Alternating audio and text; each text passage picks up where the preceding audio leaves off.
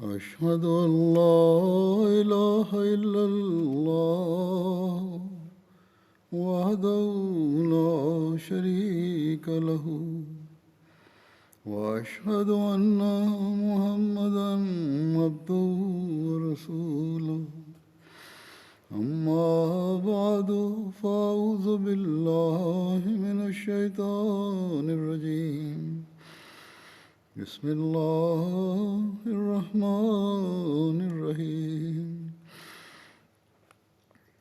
الحمد لله رب العالمين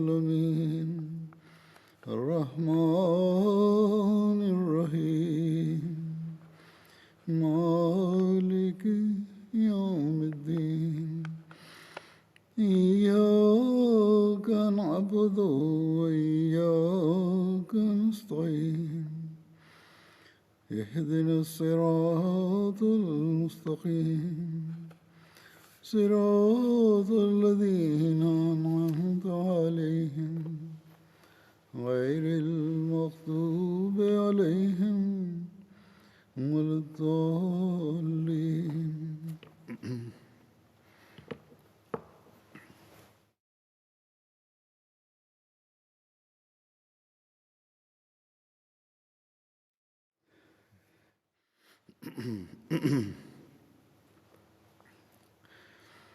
گزشتہ خطبے میں حضرت عثمان رضی اللہ عنہ کی شہادت اور باغیوں کا ذکر ہوا تھا، اور اس بارے میں کیا حضرت علی کی کوششیں تھیں، یا اب جو آگے حضرت علی کے واقعات آئیں گے اس بارے میں ایک بہت اہم بات کی طرف توجہ دلاتے ہوئے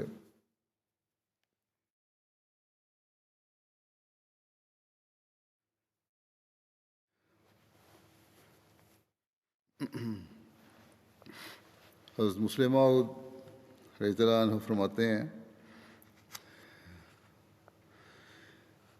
کہ چونکہ تم لوگ بھی صحابہ کے مشابہ ہو، اس لیے میں چاہتا ہوں کہ تاریخ سے بیان کروں کہ کس طرح مسلمان تباہ ہوئے اور کون سے اسباب ان کی ہلاکت کا باعث بنے۔ بس تم ہوشیار ہو جاؤ، اور جو لوگ تم میں نئے آئیں ان کے لیے تعلیم کا بندوبست کرو، یعنی تربیت صحیح ہونی چاہیے، ان کی تعلیم ہونی چاہیے دینی۔ حضرت عثمان کے وقت جو فتنہ اٹھا تھا وہ صحابہ سے نہیں اٹھا تھا۔ جو لوگ یہ کہتے ہیں کہ صحابہ نے اٹھایا تھا ان کو دھوکہ لگا ہے۔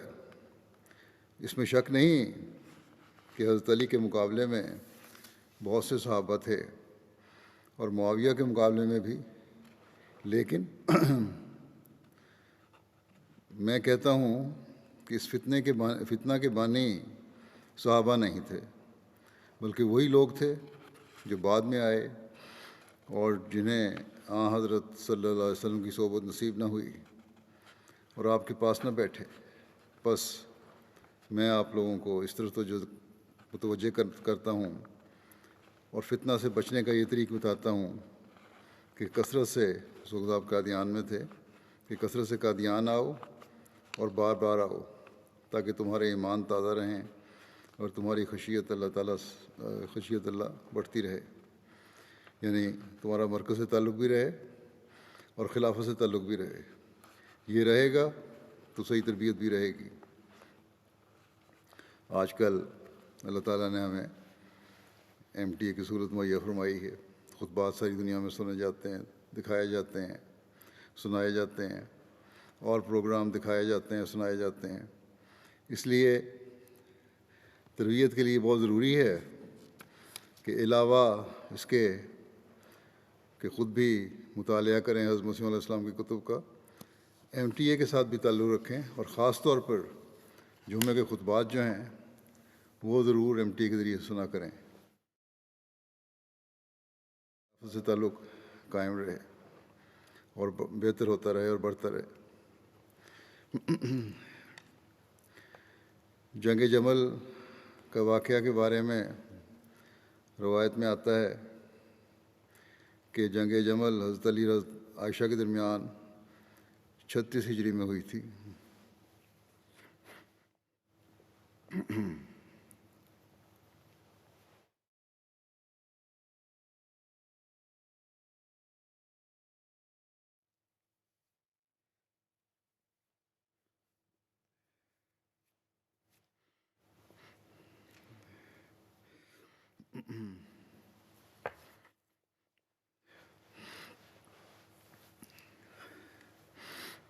حضرت عائشہ کے ساتھ حضرت طلحہ اور حضرت زبیر بھی تھے۔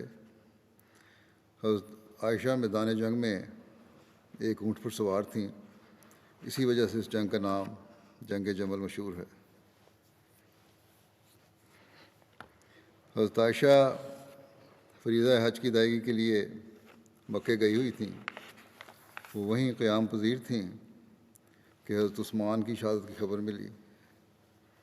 جب عمرہ کی ادائیگی کے بعد مدینہ کی طرف روانہ ہوئیں تو راستے میں مقام صرف پر عبید بن ابو سلمہ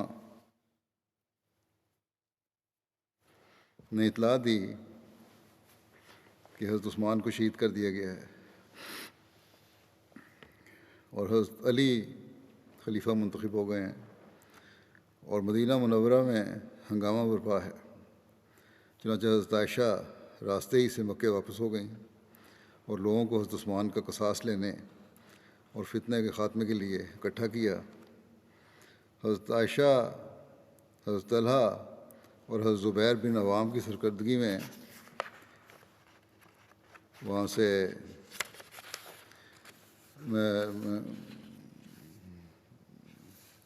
ان کی سرکردگی میں بہت سے لوگ جمع ہو گئے اور یہ قافلہ وہاں سے بصرے کی طرف روانہ ہوا۔ حضرت علی نے بھی بصرے کا رخ کیا، یہ دیکھ کر کہ یہ قافلہ ادھر جا رہا ہے۔ بصرہ پہنچ کر حضرت عائشہ نے اہل شہر کو اپنے ساتھ شامل ہونے کی دعوت دی۔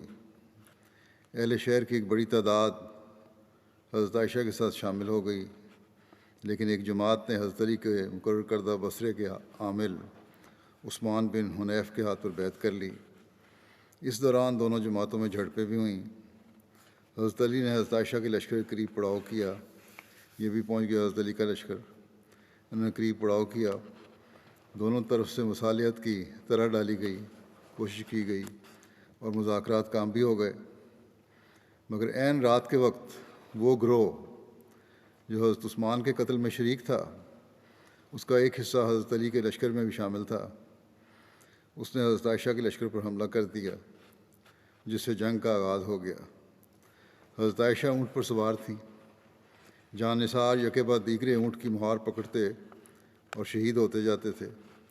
حضرت علی نے یہ سمجھ لیا کہ حضرت عائشہ جب تک اونٹ پر سوار رہیں گی جنگ ختم نہیں ہوگی، اس لیے آپ نے جنگجوؤں کو حکم دیا کہ اس اونٹ کو کسی نہ کسی طرح مار گراؤ، کیونکہ جنگ کا خاتمہ اس کے گرنے پر منحصر ہے۔ اس پر ایک شخص نے آگے بڑھ کر اونٹ کے پاؤں میں تلوار ماری اور وہ بلبلا کر بیٹھ گیا۔ حضرت علی کی فوج نے اونٹ کو چاروں طرف سے گھیر لیا۔ حضرت عائشہ کا اونٹ گر جانے پر اہل جمل منتشر ہو گئے۔ اس کے بعد حضرت علی نے اعلان کرا دیا کہ ہتھیار ڈالنے یا گھر کا دروازہ بند کرنے والا امن و امان میں ہے، کسی کا تعاقب نہ کیا جائے، کسی کے مال کو مال غنیمت سمجھ کر اس پر دست درازی نہ کی جائے۔ حضرت علی کی فوج نے اس حکم کی تعمیل کی۔ حضرت زبیر بن عوام اور حضرت طلحہ اسی جنگ میں شہید ہوئے۔ یہ ابن اسیر کی تاریخ سے لیا گیا حصہ خلاصہ اس کا۔ حضرت خلیفۃ مسیح ثانی رضی اللہ عنہ فرماتے ہیں کہ اس بارے میں کہ انہی لوگوں کی ایک جماعت نے جو حضرت عثمان کے قتل میں شریک تھے، حضرت عائشہ کو اس بات پر آمادہ کر لیا کہ آپ حضرت عثمان کے خون کا بدلہ لینے کے لیے جہاد کا اعلان کر دیں۔ چنانچہ انہوں نے اس بات کا اعلان کیا اور صحابہ کو اپنی مدد کے لیے بلایا۔ حضرت طلحہ اور حضرت زبیر بھی ان کے ساتھ شامل ہو گئے اور اس کے نتیجے میں حضرت علی اور حضرت عائشہ حضرت طلحہ اور حضرت زبیر کے لشکر میں جنگ ہوئی، یعنی حضرت طلحہ اور حضرت زبیر تو حضرت عائشہ کے لشکر میں تھے، جو مین لشکر تھا حضرت علی کا اور حضرت عائشہ کا، ان کی جنگ ہوئی جسے جنگ جمل کہا جاتا ہے۔ اس جنگ کے شروع میں ہی حضرت زبیر حضرت علی کی زبان سے رسول کریم صلی اللہ علیہ وسلم کی پیشگوئی سن کر علیحدہ ہو گئے، اور انہوں نے قسم کھائی کہ وہ حضرت علی سے جنگ نہیں کریں گے، اور اس بات کا اقرار کیا کہ اپنے اجتہاد میں انہوں نے غلطی کی۔ دوسری طرف حضرت طلحہ نے بھی اپنی وفات سے پہلے حضرت علی کی بیعت کا اقرار کر لیا تھا، اس سے پہلے بھی اس کا ذکر ہو چکا ہے گزشتہ خطبے میں، کیونکہ روایات میں آتا ہے کہ وہ زخموں کی شدت سے تڑپ رہے تھے کہ ایک شخص ان کے پاس سے گزرا۔ انہوں نے پوچھا تم کس گروہ میں سے ہو؟ اس نے کہا حضرت علی کے گروہ میں سے۔ اس پر انہوں نے اپنا ہاتھ اس کے ہاتھ میں دے کر کہا کہ تیرا ہاتھ علی کا ہاتھ ہے، اور میں تیرے ہاتھ پر حضرت علی کی دوبارہ بیعت کرتا ہوں۔ غرض باقی صحابہ کے اختلاف کا تو جنگ جمل کے وقت ہی فیصلہ ہو گیا، مگر حضرت معاویہ کا اختلاف باقی رہا یہاں تک کہ جنگ صفین ہوئی۔ ثانی مزید فرماتے ہیں کہ حضرت عثمان کے قاتلوں کے گروہ مختلف جہات میں پھیل گئے تھے اور اپنے آپ کو الزام سے بچانے کے لیے دوسروں پر الزام لگاتے تھے۔ جب ان کو معلوم ہوا کہ حضرت علی نے مسلمانوں سے بیعت لے لی ہے تو ان کو آپ پر الزام لگانے کا عمدہ موقع مل گیا، اور یہ بات درست بھی تھی کہ آپ کے ارد گرد حضرت عثمان کے قاتلوں میں سے کچھ لوگ جمع ہو گئے تھے،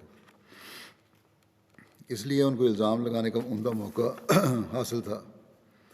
چنانچہ ان میں سے جو جماعت مکے کی طرف گئی تھی اس نے حضرت عائشہ کو اس بات پر آمادہ کر لیا کہ وہ حضرت عثمان کے خون کا بدلہ لینے کے لیے جہاد کا اعلان کریں۔ چنانچہ انہوں نے اس بات کا اعلان کیا اور صحابہ کو اپنی مدد کے لیے طلب کیا۔ حضرت طلحہ اور زبیر نے حضرت علی کی بیعت اس شرط پر کر لی تھی کہ وہ حضرت عثمان کے قاتلوں سے جلد بدلہ لیں گے۔ انہوں نے جلدی کے جو معنی سمجھے تھے وہ حضرت علی کے نزدیک خلاف مصلحت تھی۔ ان کا خیال تھا، حضرت علی کا خیال تھا کہ تمام صوبوں کا انتظام ہو جائے پھر قاتلوں کو سزا دینے کی طرف توجہ کی جائے، کیونکہ اول مقدم اسلام کی حفاظت ہے۔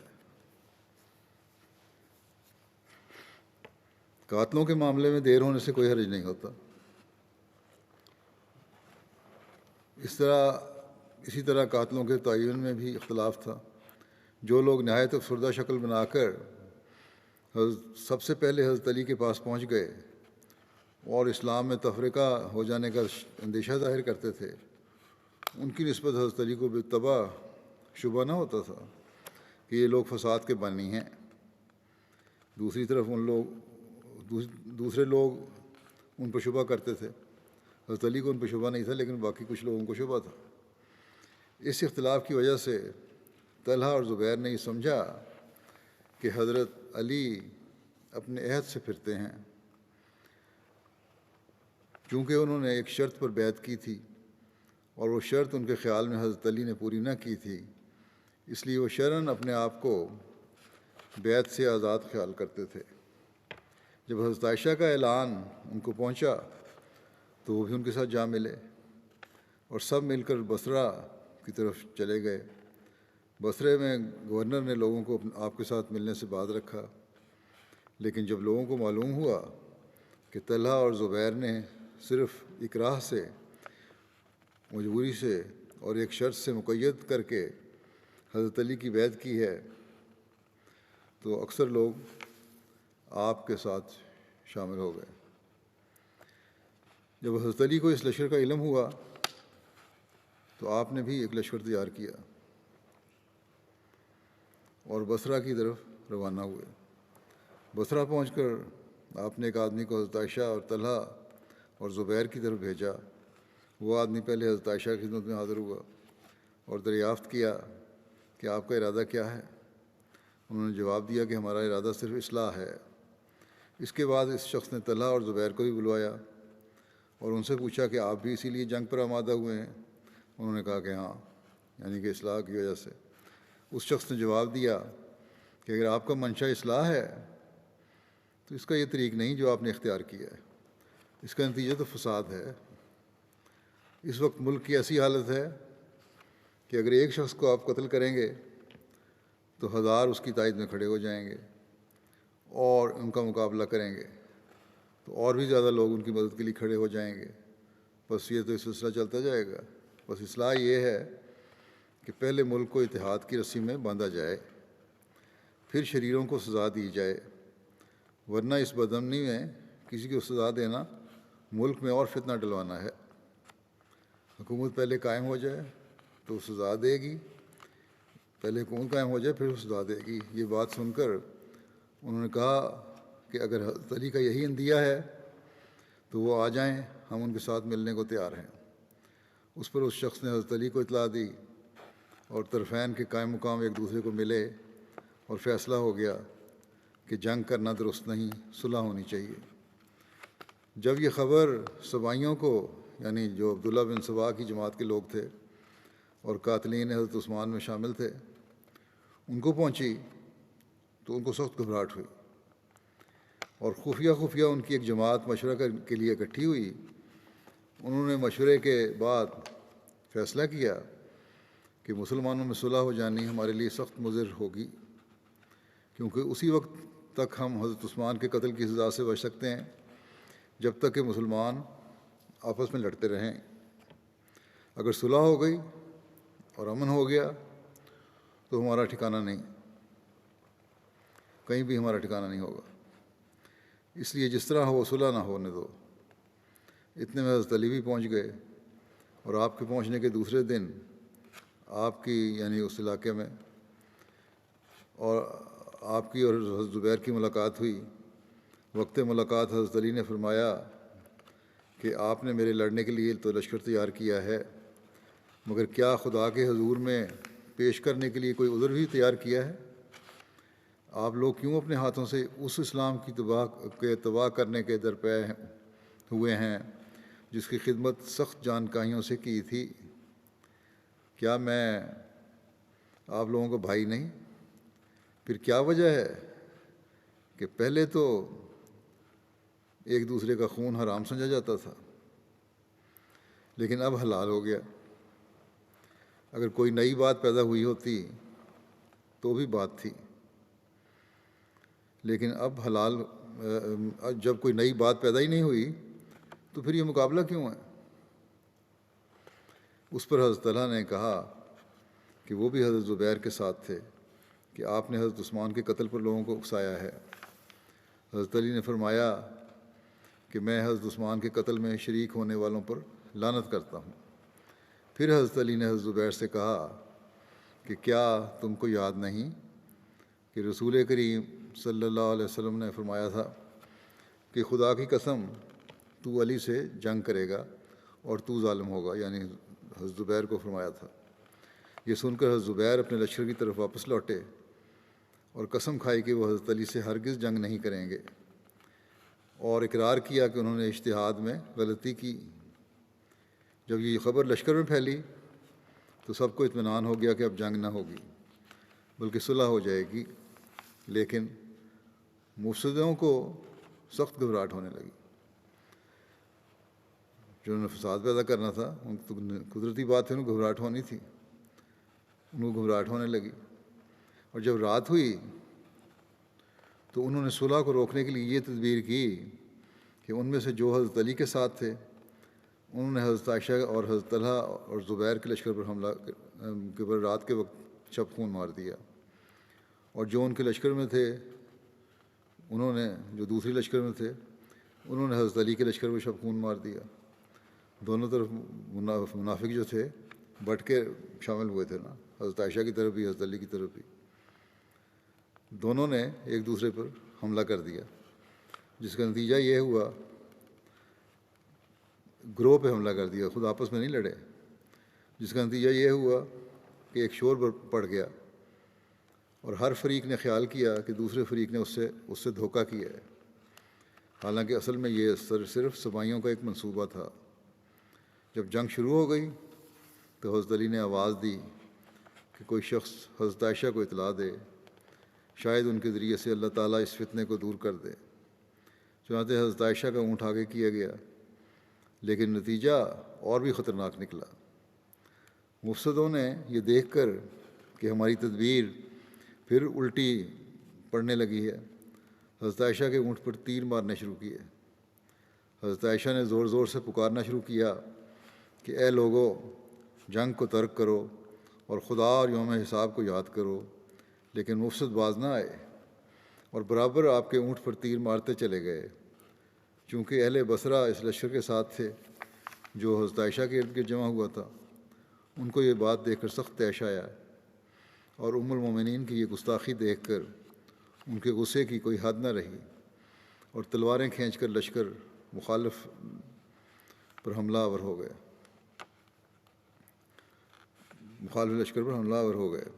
اور اب یہ حال ہو گیا کہ حضرت عائشہ کا اونٹ جنگ کا مرکز بن گیا۔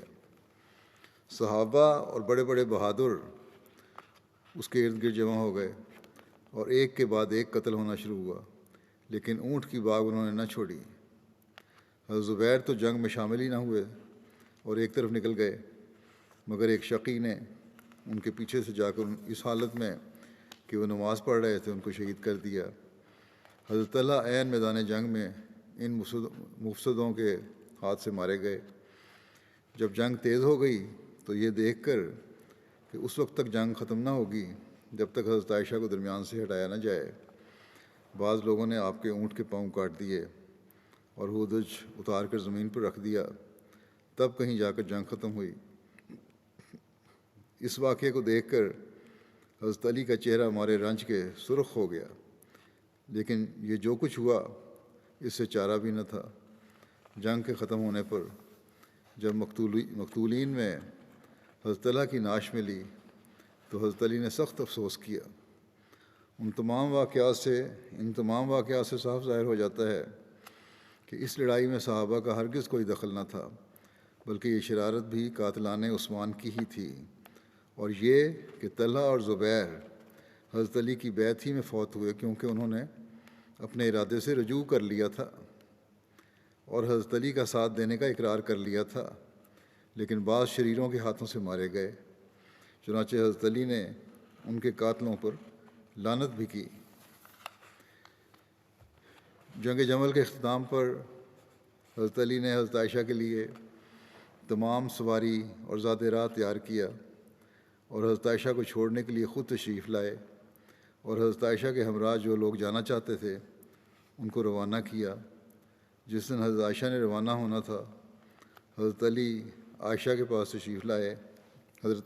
تشریف لائے اور آپ کے لیے کھڑے ہوئے، اور تمام لوگوں کی موجودگی میں حضرت عائشہ لوگوں کے سامنے نکلیں اور کہا کہ اے میرے بیٹو، ہم نے تکلیف پہنچا کر اور زیادتی کر کے ایک دوسرے کو ناراض کر دیا، آئندہ ہمارے ان اختلافات کے باعث کوئی شخص بھی ایک دوسرے پر زیادتی نہ کرے، اور خدا کی قسم میرے اور حضرت علی کے درمیان شروع سے کبھی کوئی اختلاف نہ تھا سوائے اس کے جو مرد اور اس کے سسرالی رشتہ داروں کے درمیان عام طور پر بات ہوا کرتی ہے، یعنی چھوٹی موٹی باتیں ہیں، اور حضرت علی میری نیکیوں کے حصول کا ذریعہ ہیں۔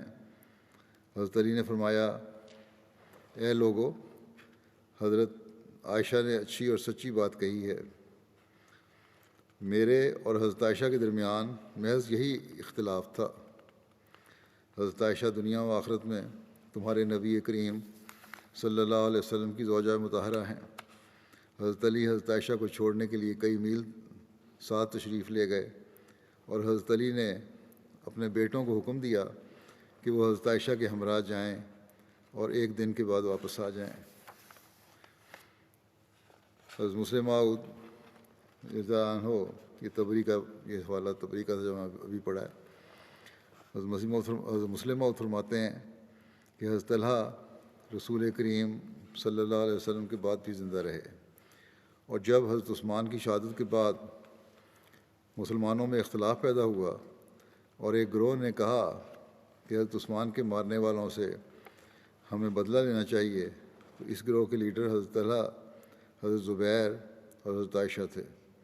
لیکن دوسرے گروہ نے کہا کہ مسلمانوں میں تفرقہ پڑ چکا ہے، آدمی مرائی کرتے ہیں، سر دست ہمیں تمام مسلمانوں کو اکٹھا کرنا چاہیے تاکہ اسلام کی شوکت اور اس کی عظمت قائم ہو۔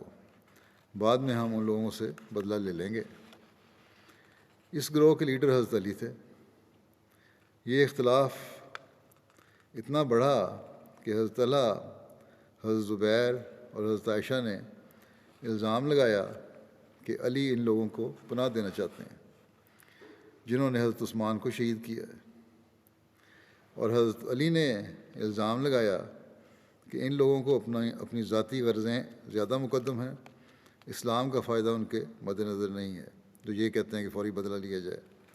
گویا اختلاف اپنی انتہائی صورت تک پہنچ گیا، اور پھر آپس میں جنگ بھی شروع ہوئی۔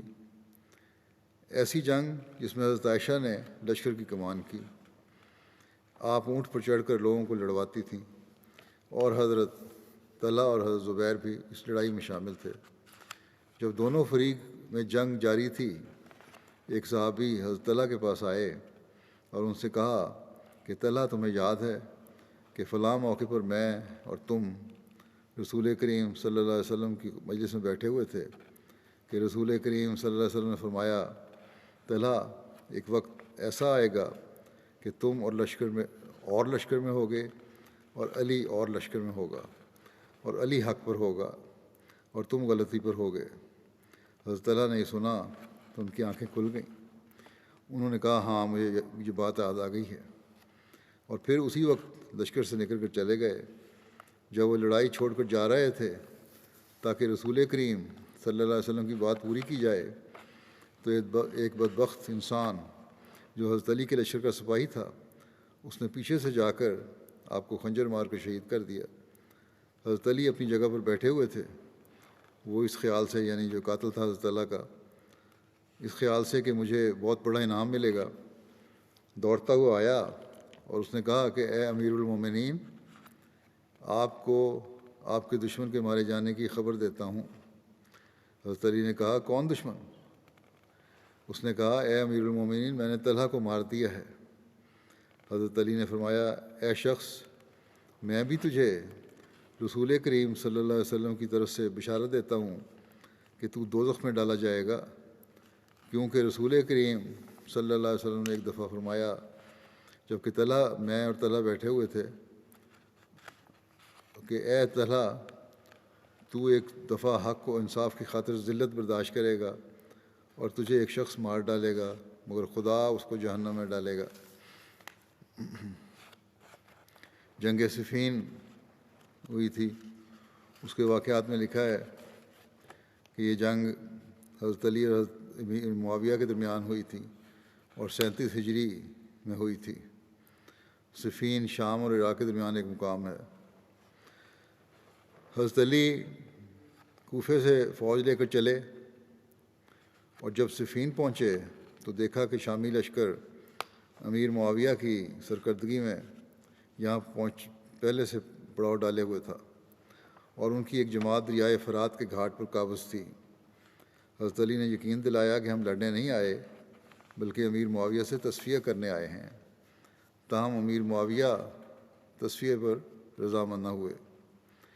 شامی لشکر نے حضرت علی کے لشکر کو دریائے فرات سے پانی لینے سے روک دیا۔ اس پر حضرت علی نے اپنی فوج کو حملہ کرنے کا حکم دیا۔ اس طرح حضرت علی کی فوج شامی فوج کو رسوا کرنے اور اپنے لیے دریا تک کا راستہ بنانے میں کامیاب ہو گئی۔ حضرت علی نے شامیوں کو فرات سے پانی لے جانے کی کھلی اجازت بھی دے دی۔ شامیوں نے تو حضرت علی کو منع کیا تھا، پانی لینے سے روک دیا تھا، لیکن آپ نے جب قبضہ کر لیا دریا پہ تو آپ نے ان کو پانی لینے سے نہیں روکا بلکہ اجازت دی۔ امیر معاویہ کا اصرار تھا کہ حضرت علی قاتلین عثمان کو ان کے حوالے کر دیں۔ ایک دفعہ جب لڑائی چھڑ جانے کا خطرہ پیدا ہوا تو دونوں طرف کے صلح پسندوں نے روک تھام کروا دی۔ جنگ کا آغاز صفر 37 ہجری میں شروع ہوا۔ جنگ سے قبل جھڑپیں ہوتی رہیں، لیکن دونوں فریق عام جنگ کے مہلک نتائج سے خائف ہونے کے باعث گریز کرتے رہے۔ صلح کے ہر امکان کی گنجائش باقی رکھنے کی غرض سے فریقین اس پر متفق ہو گئے کہ حرمت والے مہینوں میں عارضی صلح کر لی جائے، لیکن یہ تدبیر بھی کامیاب نہ ہوئی۔ چنانچہ آغاز سفر میں دوبارہ جنگ کا باقاعدہ اعلان کر دیا گیا۔ جب لڑائی کچھ مدت تک بغیر حتمی فیصلے کے ہوتی رہی تو امیر معاویہ کی ہمت پست ہو گئی۔ اس خطرناک حالت میں حضرت عمرو بن عاص نے انہیں مشورہ دیا کہ قرآن مجید کے نسخے نیزوں کے سروں پر بندھوائیں اور کہیں کہ اس کتاب کے مطابق فیصلہ ہونا چاہیے۔ چنانچہ ایسا ہی کیا گیا، جس کے نتیجے میں حضرت علی کے متبعین میں اختلاف پیدا ہو گیا۔ ایک بڑی تعداد نے یہ کہہ دیا کہ اللہ سے فیصلہ چاہنے کی استدعا مسترد نہیں کی جا سکتی۔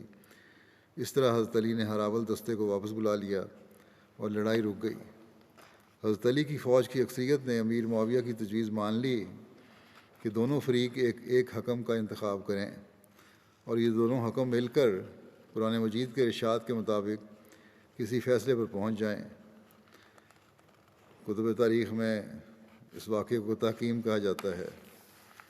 بہرحال شامیوں نے حضرت عمرو بن عاص کو انتخاب کیا اور حضرت علی نے حضرت ابو موسیٰ اشعری کو نامزد کیا، اور اقرار نامے پر دستخط کے بعد فوجیں منتشر ہو گئیں۔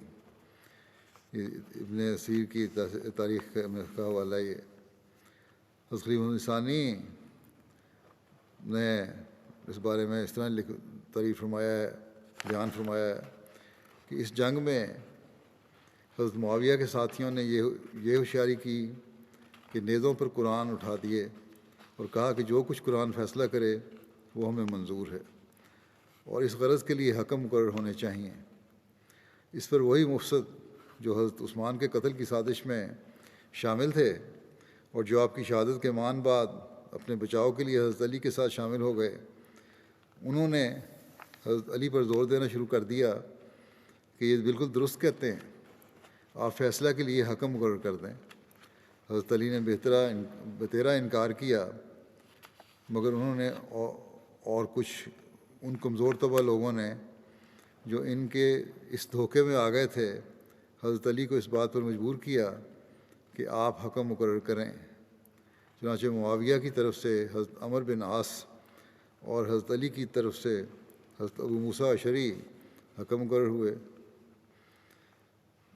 یہ تحکیم دراصل قتل عثمان کے واقعے میں تھی، اور شرط یہ تھی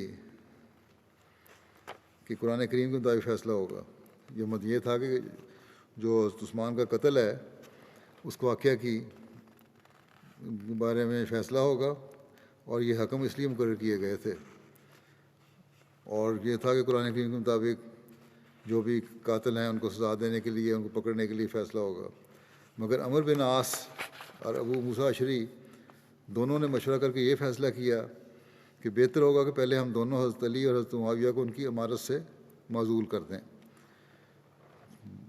تحکیم تو اس لیے تھے، یہ فیصلہ اس لیے مقرر کیا گیا تھا، حکم مقرر کیے گئے تھے کہ حضرت عثمان کے قتل کے بارے میں فیصلہ کریں، لیکن یہاں دونوں حکمین جو مقرر کیے گئے تھے انہوں نے یہ ایک فیصلہ کر دیا کہ دونوں کو پہلے معزول کیا جائے، پھر بعد میں بات ہوگی، کیونکہ تمام مسلمان انہی دونوں کی وجہ سے مصیبت میں مبتلا ہو رہے ہیں۔ یہ ان دونوں کا خیال تھا،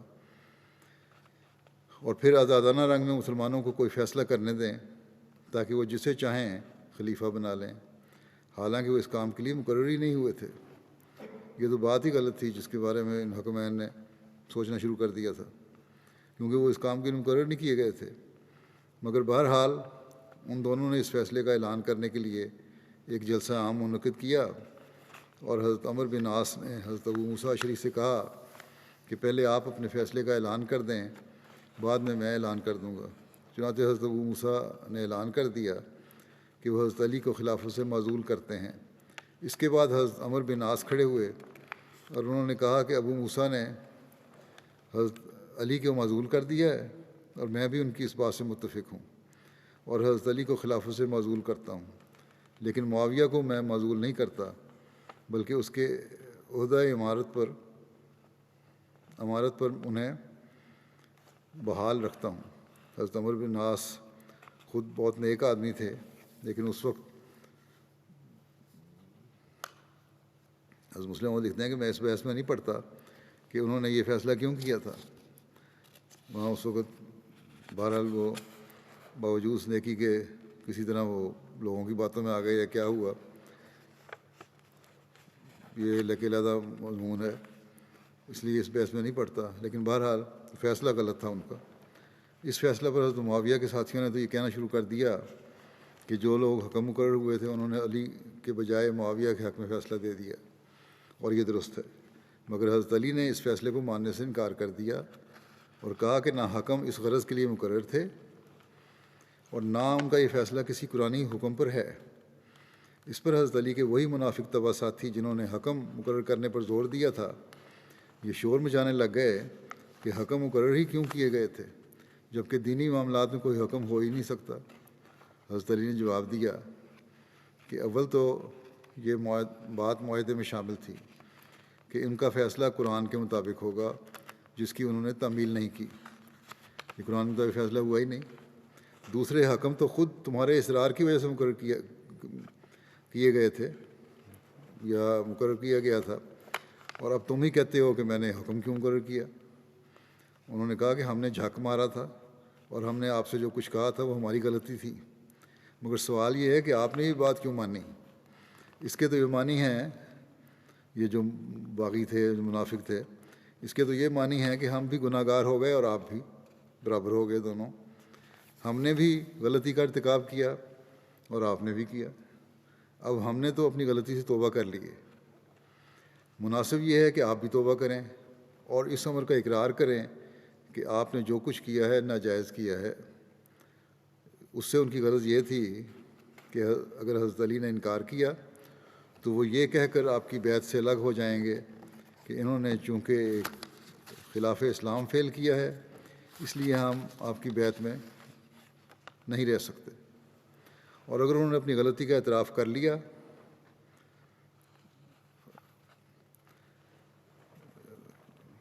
اگر علی نے انکار کیا تو یہ کہہ کر بیعت سے الگ ہو جائیں گے کہ خلاف اسلام فعل کیا اس لیے ہم آپ کی بیعت میں نہیں رہ سکتے. اور انہوں نے اپنی غلطی کا اعتراف کر لیا اور کہا کہ میں توبہ کرتا ہوں تو بھی ان کی خلافت باطل ہو جائے گی، کیونکہ جو شخص اتنے بڑے گناہ کا ارتکاب کرے وہ خلیفہ کس طرح ہو سکتا ہے. حضرت علی نے جب یہ باتیں سنی تو کہا کہ میں نے کوئی غلطی نہیں کی. جس امر کے متعلق میں نے حکم مقرر کیا تھا اس میں کسی کو حکم مقرر کرنا شریعت اسلامیہ کی روح سے جائز ہے. باقی میں نے حکم مقرر کرتے وقت صاف طور پر یہ شرط رکھی تھی کہ وہ جو کچھ فیصلہ کریں گے اگر قرآن اور حدیث کے مطابق ہوگا تب میں اسے منظور کروں گا، ورنہ نہیں، میں اسے کسی صورت میں بھی منظور نہیں کروں گا. انہوں نے چونکہ اس شرط کو ملحوظ نہیں رکھا اور نہ جس غرض کے لیے انہیں مقرر کیا گیا تھا اس کے متعلق انہوں نے کوئی فیصلہ کیا ہے، اس لیے میرے لیے ان کا فیصلہ کوئی حجت نہیں. مگر انہوں نے حضرت علی کے اس عذر کو تسلیم نہ کیا اور بیعت سے علیحدہ ہو گئے اور خوارج کہلائے، اور انہوں نے یہ مذہب نکالا کہ واجب الاطاعت خلیفہ کوئی نہیں، کثرت مسلمین کے فیصلے کے مطابق عمل ہوا کرے گا، کیونکہ کسی ایک شخص کو امیر واجب الاطاعت ماننا لا حکم الا للہ کے خلاف ہے.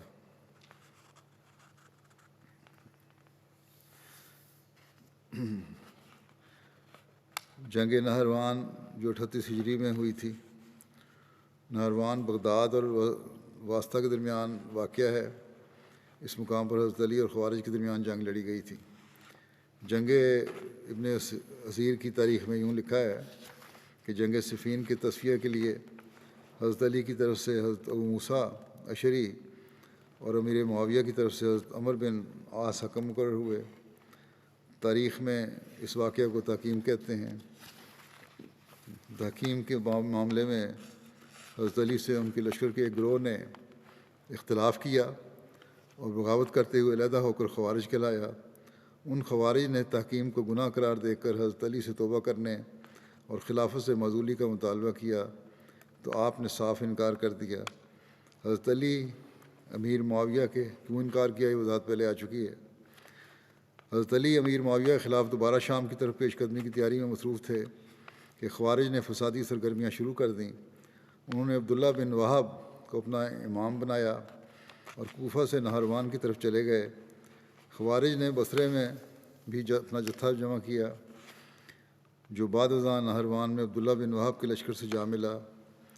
رسول اللہ صلی اللہ علیہ وسلم نے کہ ایک صحابی عبداللہ بن خباب کو حضرت علی کی طرفداری پر قتل کر دیا، اور ان کی حاملہ بیوی کا پیٹ چاک کر کے نہایت بے دردی سے اسے بھی قتل کر دیا، اور قبیلہ طے کی 3 عورتوں کو بھی قتل کر دیا۔ حضرت علی تک جب یہ حالات پہنچے تو آپ نے تحقیق کے لیے حارث بن مرہ کو بھیجا۔ جب وہ ان کے پاس گئے، سفیر کے طور پر بھیجا، تو خوارج نے انہیں بھی قتل کر دیا۔ یہ حالات دیکھ کر حضرت علی نے شام جانے کا ارادہ ترک کیا، اور تقریباً 65,000 کا لشکر جو شام کے لیے تیار کیا تھا اسے لے کر خوارج کے مقابلے کے لیے نکلے۔ جب آپ نہروان مقام پر پہنچے تو خوارج کو صلح کی دعوت دی، اور حضرت ابو ایوب انصاری کو جھنڈا دیا کہ جو اس کی پناہ میں آ جائے گا اس سے جنگ نہیں کی جائے گی۔ یہ اعلان سن کر خوارج جن کی تعداد 4,000 تھی، ان میں سے 100 حضرت علی کے ساتھ شامل ہو گئے، اور ایک بڑی تعداد کوفے کو لوٹ گئی۔ صرف 1,800 افراد عبداللہ بن وہب خارجی کی سرکردگی میں آگے بڑھے، اور حضرت علی کے 65,000 کے لشکر سے جنگ ہوئی، جس میں تمام خوارج مارے گئے۔ ایک روایت کے مطابق خوارج کی معمولی تعداد جو کہ 10 سے بھی کم تھی بچ سکی۔ حضرت علی کے لشکر میں سے 7 آدمی شہید ہوئے۔ حضرت عمرہ بنت عبد الرحمن نے بیان کیا کہ جب حضرت علی بصرہ کی طرف روانہ ہوئے تو الوداعی ملاقات کے لیے نبی کی کریم صلی اللہ علیہ وسلم کی زوجہ مطہرہ حضرت ام سلمہ کی خدمت میں آئے۔ انہوں نے فرمایا، آپ اللہ تعالیٰ کے حفظ و امان میں جائیں، یعنی حضرت علی کو کہا کہ آپ اللہ تعالیٰ کے حفظ و امان میں جائیں، خدا کی قسم یقیناً آپ حق پر ہیں اور حق آپ کے ساتھ ہے۔ رسول اللہ صلی اللہ علیہ وسلم نے ہمیں گھروں میں ٹھہرنے کا حکم دیا ہے، اس لیے اگر اللہ اور اس کے رسول کی نافرمانی کا ڈر نہ ہوتا تو میں آپ کے ہمراہ چلتی، لیکن اللہ کی قسم تاہم میں اپنے بیٹے عمر کو آپ کے ساتھ روانہ کرتی ہوں، جو میرے نزدیک سب سے افضل ہے، اور وہ مجھے میری جان سے بھی زیادہ عزیز ہے۔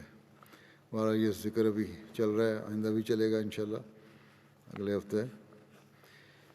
آج بھی میں پاکستان اور الجزائر کے احمدیوں کے لیے دعا کے لیے کہنا چاہتا ہوں۔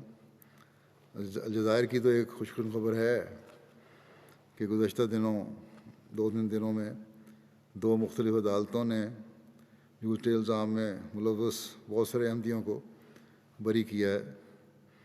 اللہ تعالیٰ ان منصف مزاج ججوں کو جزا دے، اور باقی انتظامیہ اور عدلیہ کو بھی انصاف سے کام لینے کی توفیق عطا فرمائے، جو جھوٹے مقدمے احمدیوں پر قائم کر رہے ہیں۔ پاکستان کے بعض افسران اور منصف جو انصاف سے دور ہٹ رہے ہیں اور اپنے اختیارات کا ناجائز استعمال کر رہے ہیں،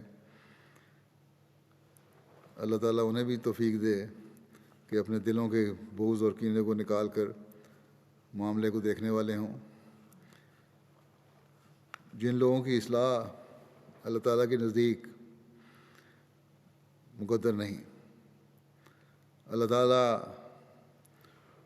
ان کی پکڑ کے سامان جلد فرمائے، اور احمدیوں کے لیے پاکستان میں بھی امن و سکون کے سامان پیدا فرمائے۔ پاکستانی احمدی، پاکستان میں رہنے والے احمدی خاص طور پر نوافل اور دعاؤں پر زور دیں۔ ان دعاؤں میں رب کل شین خادموں کا رب فافظنی ونصرنی ورحمنی بھی پڑھیں بہت۔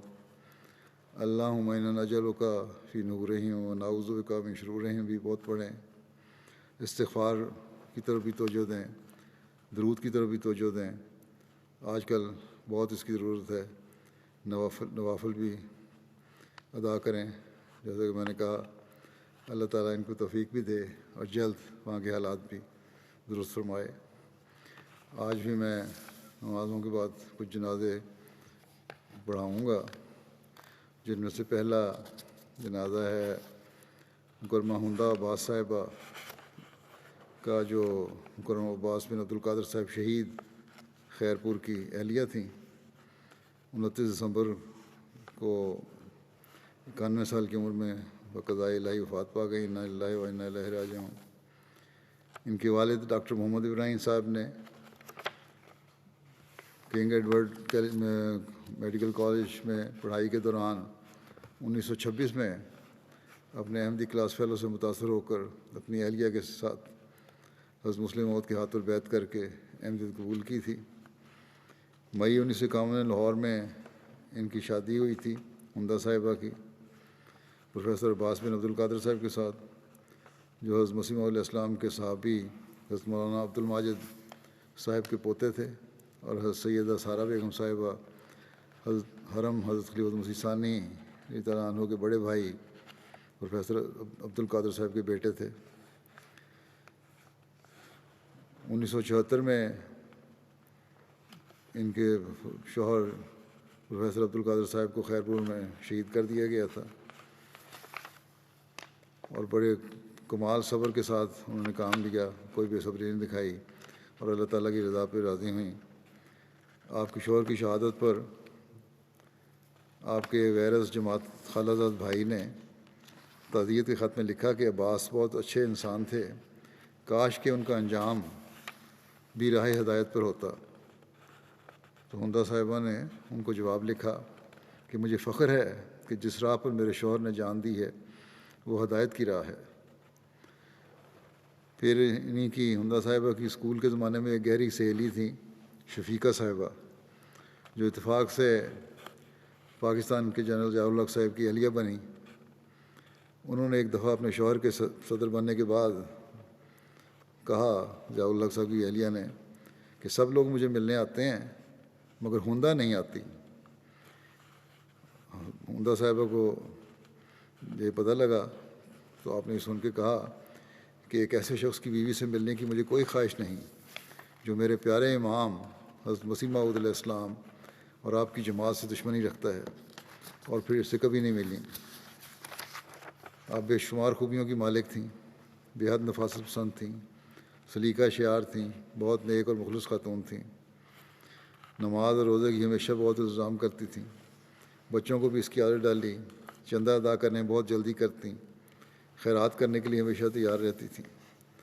رمضان کے مہینے میں بہت سے لوگوں کے لیے اپنے گھر پر روزانہ روزہ کھلوانے کا انتظام کرتیں۔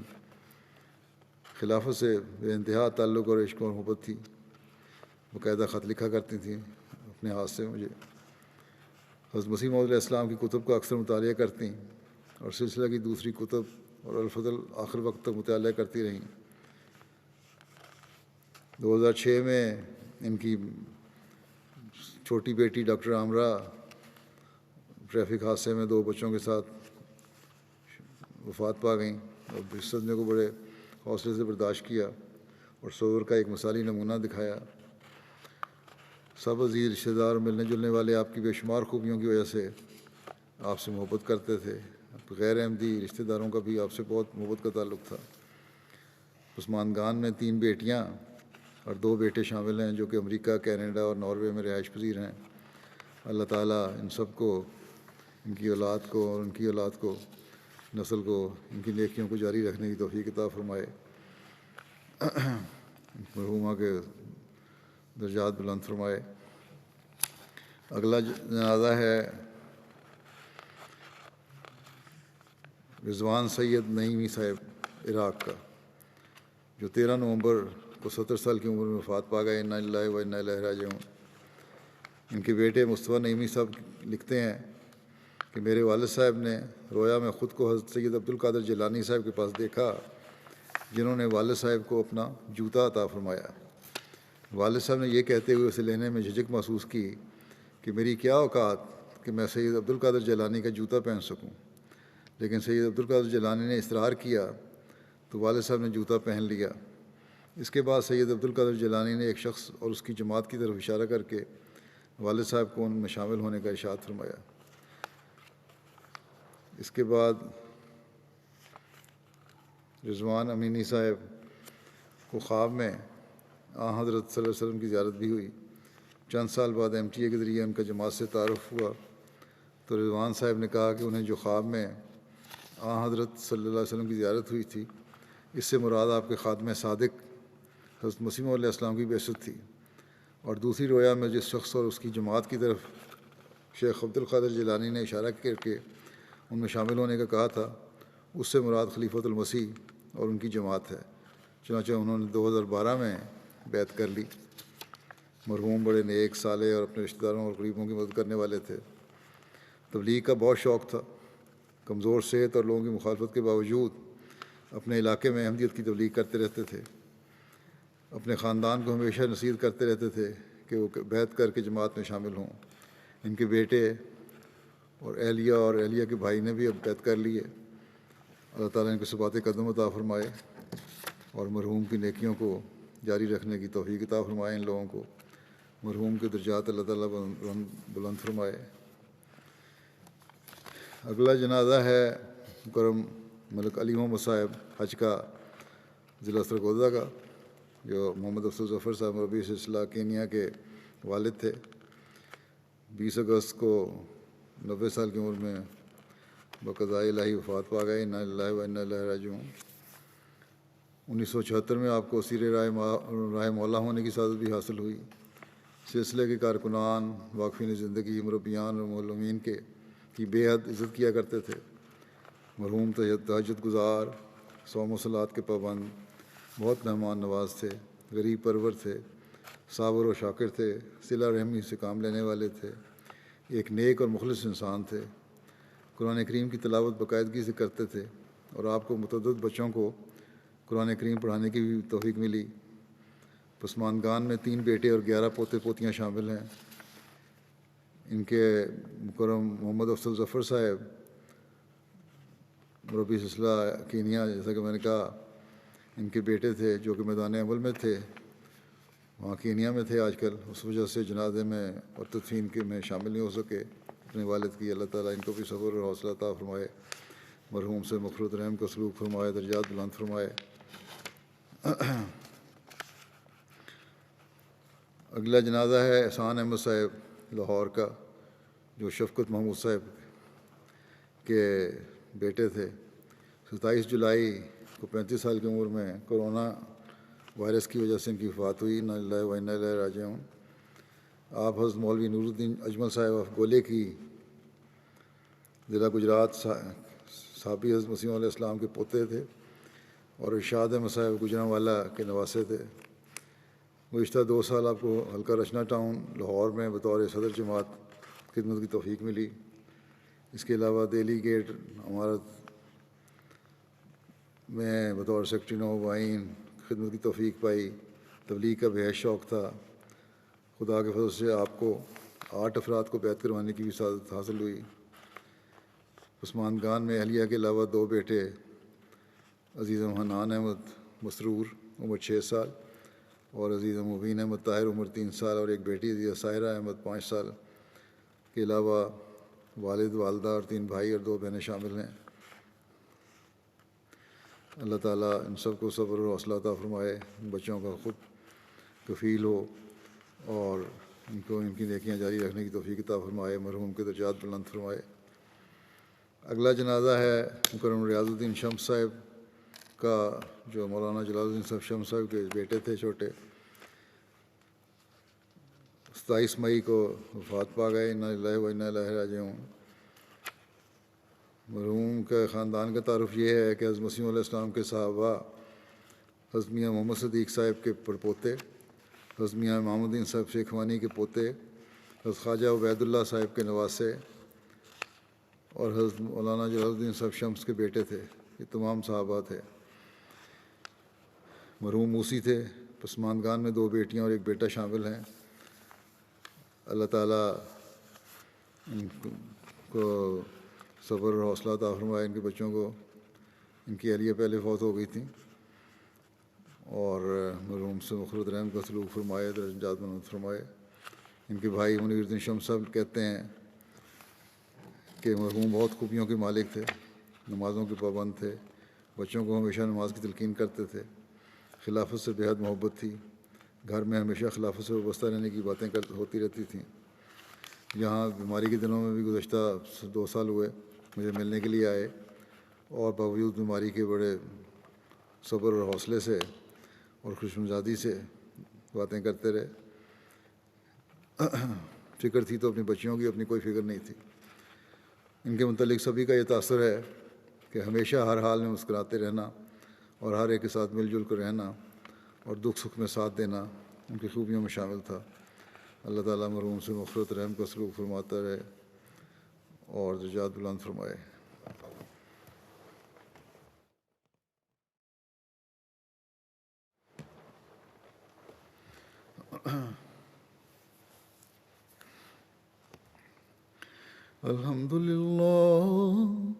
अल्हम्दुलिल्लाह नहमदुहु व नस्तईनुहु व नस्तग़फिरुह व नुमिनु बिही व नतवक्कलु अलैहि व नऊज़ु बिल्लाहि मिन शुरूरि अनफुसिना व मिन सय्यिआति अमालिना मन यहदिहिल्लाहु फला मुदिल्ल लहु वमन युद्लिल्हु फला हादिय लहु वनशहदु अन ला इलाहा इल्लल्लाह वनशहदु अन्ना मुहम्मदन अब्दुहु व रसूलुहु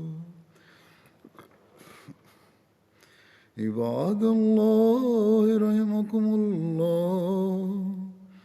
इन्नल्लाहा यअमुरु बिल अदलि वल इहसानि व ईताइ ज़िल क़ुर्बा व यन्हा अनिल फ़हशाइ वल मुनकरि वल बग़य यइज़ुकुम लअल्लकुम तज़क्करून उज़्कुरुल्लाह यज़्कुरकुम वदूहु यस्तजिब लकुम वलज़िक्रुल्लाहि